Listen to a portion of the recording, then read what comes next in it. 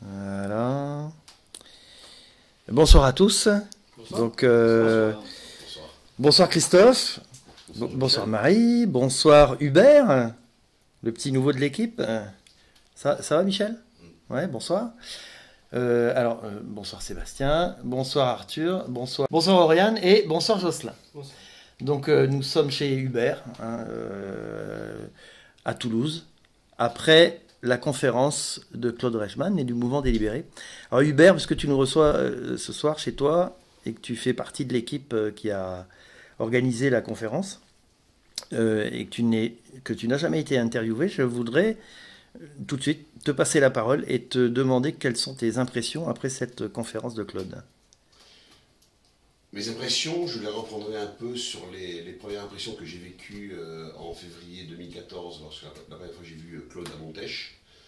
Un homme avec des convictions, un combat qu'il n'a pu garder que pour lui, et néanmoins une foi, une envie de partager, parce qu'il est détenteur d'une vérité, et il a cette grandeur d'esprit et d'âme de ne pas garder pour lui, et il veut la communiquer parce qu'il sait qu'il est dans la vérité.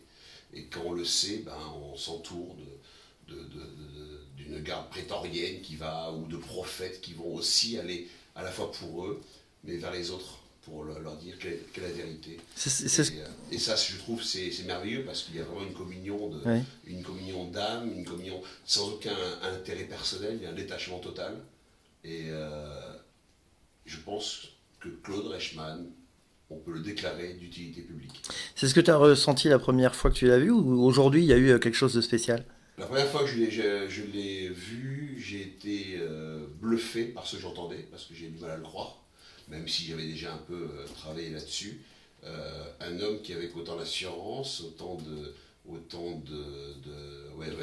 d'assurance, sortir des mots, des actions sur des textes de loi, sur des situations, ne m'avait pas laissé indifférent. Et il est vrai que j'ai mis 1 an à prendre la décision. Ça fait 1 an que je suis libéré. Ouais, tu es restaurateur. Et là, je suis restaurateur à Valagnac, à côté de Toulouse.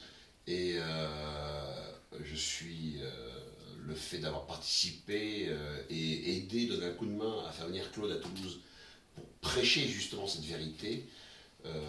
J'ai l'impression d'avoir découvert un état de plus, Tu me disais tout à l'heure que cran dessus. Tu me disais tout à l'heure que tu faisais partie de cette équipe et que quelque part l'ensemble de l'équipe t'avait porté aujourd'hui.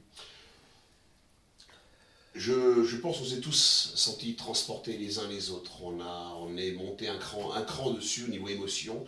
On a fait vivre à Toulouse ce qui n'avait jamais été vécu, c'est-à-dire la venue de Claude Reichmann. On a eu 75 personnes qui sont venues, à la fois suffisant et insuffisant, ça dépend d'où on le verra. Et une très belle dynamique dans la salle d'ailleurs. Mais une très belle dynamique, beaucoup de questions. Oui. On a fait un moment qu'on abrège, mais il y a eu quasiment 2 heures de questions non-stop, Oui. très variées, avec des statuts différents. On a eu des gens mariés avec des fonctionnaires, on a eu des entrepreneurs, des gens qui s'étaient libérés tout seuls, des gens qui avaient cessé de payer et qui souhaitaient officialiser leur libération. On a eu des cas qu'à ce jour on n'avait pas vu dans une seule conférence. Oui, c'est vrai. Et je trouve cette variété, cette richesse me fait dire qu'il ne faut pas qu'on s'arrête là. Toulouse n'était pas très sensible à cela. On a mis longtemps à organiser une réunion. Il va falloir en faire une rapidement parce qu'on sent quand même qu'on a fait naître quelque chose et que les 75 personnes qui sont venues peuvent en ramener encore d'autres parce que je crois qu'on les a vraiment convaincus. Et tu as abordé le sujet de tes salariés. Je crois que tu as 8 salariés dans le restaurant. J'ai 8 salariés dans mon restaurant et je pense à un moment il faudra que je leur rende ce qu'on leur spolie depuis très longtemps. Et ce n'est pas une histoire que je puisse me payer plus ou dégager des profits. Je m'engage à reverser l'intégralité des bénéfices de ce genre d'action afin que les salariés puissent sortir d'un salariat qui est trop faible dans notre métier qui est la restauration, et de pouvoir réévaluer leur salaire sans que ça pèse sur l'entreprise et leur donner à eux le pouvoir d'achat, une envie de se défoncer un peu plus dans le travail, une reconnaissance, vraiment une reconnaissance du travail. Le salaire, néanmoins, quoi qu'on dise, fait partie des moyens que l'on donne à un salarié pour se sentir bien et avoir envie de s'épanouir. Parce que l'épanouissement personnel, Oui, c'est la vie du salarié aussi. Ouais, c'est extrêmement important. Je te remercie. Je voudrais en fait repasser la parole à notre ami Sébastien. Puisqu'en fait, Sébastien, il y a une question qui a été abordée par un entrepreneur qui est artisan et qui avait la fameuse question relative aux appels d'offres. Et en fait, tu as demandé à prendre le micro pour comment dire, témoigner de ton expérience personnelle, puisque bon, si on se souvient bien, on s'est vu il y a un peu plus de 6 mois, hein, tu es dans le domaine des vérandas. Et donc tu as pris le micro, est-ce que tu peux nous expliquer ce que tu as répondu? Oui, effectivement, en septembre, moi j'ai répondu à un appel d'offres hein, sur une verrière du côté du Carlardeuil. Bon, j'hésitais un peu à répondre du fait que j'étais plus au RSI, moi ça fait 2 ans que je suis libéré. Ouais. Et en fait, j'ai montré mes attestations, enfin j'ai demandé, moi, pour moi c'est Amaris, là, au niveau sécurité sociale, là. Et donc j'ai demandé une attestation et j'ai fourni ça à l'architecte, ça a été étudié, ça a été accepté, ça a été validé. Voilà, et en plus, Et, tu as eu le marché. aujourd'hui, j'ai été réglé il me reste les 5% D'accord. les 5% à être réglés, mais tout a été réglé sans problème, mon dossier est passé. Ok, bon. Sinon, Arthur, juste à côté, Oui. tu es à l'initiative, comme tous tes amis ici sur Toulouse, de l'organisation de cette conférence. Est-ce que tu peux me donner ton sentiment sur ce qui s'est passé, sur la préparation? Est-ce que vous avez encore des détails à mettre au point? On a tous, hein, évidemment, des choses à parfaire dans l'organisation. Tu peux m'en toucher 2 mots? Oui, donc moi je pense que j'ai trouvé que la réunion elle-même, les gens qui sont venus m'ont paru très, très, très motivés. Comme a dit Hubert, j'ai trouvé qu'il y avait une très bonne ambiance, avec des profils très variés. Et je pense qu'on va on va faire un debriefing des erreurs qu'on a, des petites erreurs qu'on a pu faire, et des choses bien qu'on a fait aussi. Je pense que la prochaine fois, on fera nettement mieux. Ouais. Les gens sont venus vous questionner, vous demander à qui est-ce qu'il y a quelqu'un sur Toulouse qui peut vraiment nous renseigner, et donc en fait, je pense que en fait, il y a eu deux parties. L'équipe va s'étoffer, quoi. Voilà, dans la réunion, il y a eu 2 parties. Il y a eu la partie avec Claude Reichmann et donc les différents intervenants, et il y a eu la deuxième partie en off, où les gens venaient nous voir et nous posaient des questions bien précises. Et ça j'ai trouvé pas mal aussi. D'accord. Et assez riche. Alors, Oriane, un petit mot. Oui, ben moi j'ai été enchantée de revoir Claude Reichmann. Je l'avais vu au Congrès des Libérés en septembre à Paris. En direct Oui, donc mais, du coup j'ai été enchantée de le revoir. J'ai été encore plus convaincue aujourd'hui. Parce que c'est vrai qu'il y a pas mal de points techniques qui sont abordés. Et je pense que la libération se fait peut-être en 2 temps. Une première approche où d'abord on prend connaissance un peu de la loi, et dans un second temps on part un peu plus technique et pratique.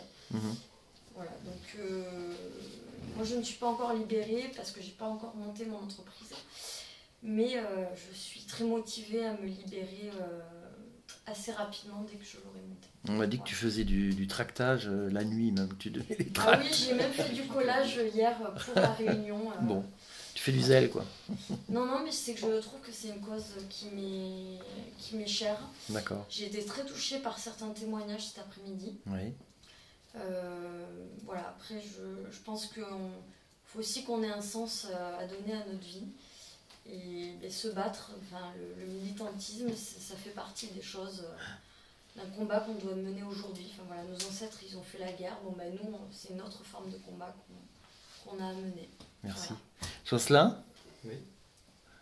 Un petit mot sur ton ressenti de la journée, parce que tu as fait partie également de l'organisation. On t'a vu faire le pied de grue devant le RSI et l'URSSAF durant la journée d'hier pour tracter, flyer les gens qui venaient se faire arnaquer. Là, tu étais carrément le Rambo du flyer. Je ne l'ai pas fait qu'hier, je l'ai fait aussi lundi, j'ai aussi fait mercredi.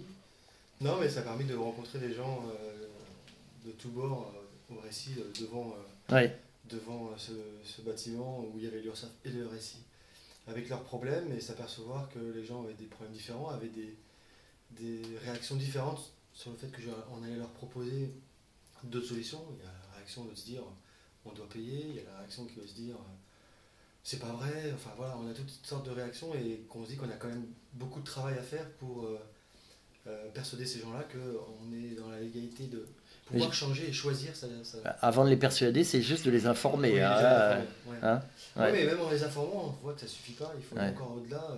C'est pas juste un tract en leur disant non, vous pouvez changer de sécu, que ça suffit, quoi. Il faut aller un peu plus loin. Et Mhm. cette réunion, cette conférence permet de leur expliquer que c'est possible. Mais il faut déjà qu'ils fassent le premier pas, c'est-à-dire de venir. Mhm. Et ça, c'est très difficile de leur dire venez. C'est compliqué, ouais. C'est très compliqué. Mais une salle de 75 personnes peut être largement plus efficace que 250. Hein. Oui, parce que Et ça c'était fera le des cas petits. aujourd'hui. Hein. Ça fera des petits, je pense. Ouais, voilà. ouais. Michel, tu es venu en renfort de Bagnères de Bigorre. On te connaît un petit peu maintenant, Michel. Hein, tu as apporté ton témoignage également sur ton expérience au niveau des tasses, etc. Quel a été ton sentiment déjà sur l'équipe que tu connais bien, puisque tu es remonté plusieurs fois de Bagnères pour organiser la conférence avec eux, et quel a été ton sentiment sur la journée, tout simplement? Alors, dire que j'ai organisé la réunion de Bagnères où j'y ai participé, c'est quand même, ce serait un peu prétentieux de ma part. Je pense sincèrement que je suis venu de Bagnères de Bigorre pour les épauler du mieux que je pouvais. Mais enfin bon, entre Arthur, Sébastien, Christophe ici présent, Hubert, Oriane, etc. Bon, je veux dire, il y a eu un travail en amont qui a été exceptionnel, très objectivement, il faut le reconnaître. C'est vrai que avec la petite que j'ai qui a 6 ans, on a été quand même flyé un petit peu et, Ah oui. et voilà, scotché quelques affiches et je dis bonjour à l'ensemble des directeurs RSI, URSSAF que j'emmène profondément sur l'ensemble des Midi-Pyrénées. On a flyé très tard le soir, etc. Et pour nous c'était très très important avec la petite qui m'a dit allez les libérer à fond. Elle a 6 ans, c'est fantastique. Moi, ce que je voudrais surtout dire, et c'est très très important, c'est que moi, j'ai pas eu de papa, tu le sais. Oui. Et même si Claude Reichmann, je le connais que depuis peu, puisque ça fait 3 ans, grâce à lui, que j'ai pris la décision de me libérer, cet homme m'a donné la force qu'un papa ne m'a pas donné à l'époque, de prendre conscience des ressources que j'avais en moi. Et ça, je l'en serai à jamais reconnaissant.